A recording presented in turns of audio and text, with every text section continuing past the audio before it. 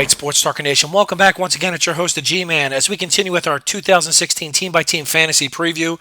Today we're going to talk about those beloved Cleveland Browns. Now, I know it's Believe Land now because the Cavaliers were managed to take it home. I wouldn't necessarily rest my laurels, and I wouldn't bank on a championship using too many fantasy players from the Cleveland Browns.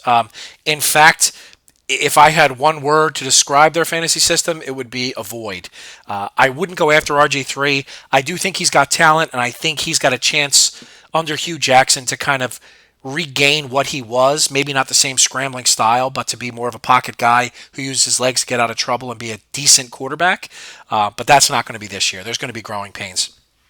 I like both of their running backs. I like Isaiah Crowell a lot, actually, but he puts the ball on the ground a little too much.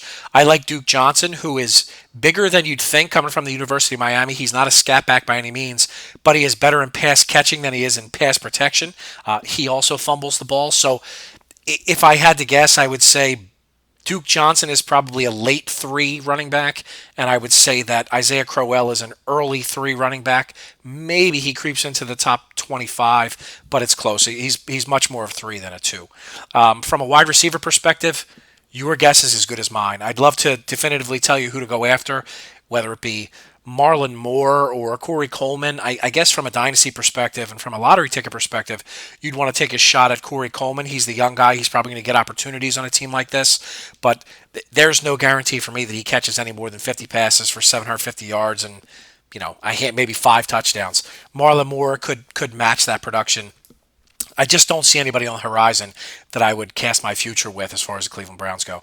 Maybe their best offensive option and the best one from a fantasy perspective would be Gary Barnidge. He had a huge breakout year last year. Well, I don't think he'll duplicate that because Hugh Jackson does pull the reins back a little bit with tight ends. I think he's got a chance to be top 12 to 15, so he is a real late number 1, early number 2 tight ends, which is better than you can say about anybody else on their offense. From a defensive perspective, again, avoid. They didn't turn the ball over. They didn't get a lot of sacks, and they gave up a lot of points. So that's the trifecta. Even if you're drafting a fantasy defense, they've got to be close to 32 out of 32. They would certainly be the past the top 24. So you're not going to be taking one of these guys in your draft, even if you have to have 2 on your roster. So not a lot to love here from the Cleveland Browns, but that is your 2016 team-by-team fantasy preview of the Cleveland Browns. I'm your host, the G-Man, and I am out.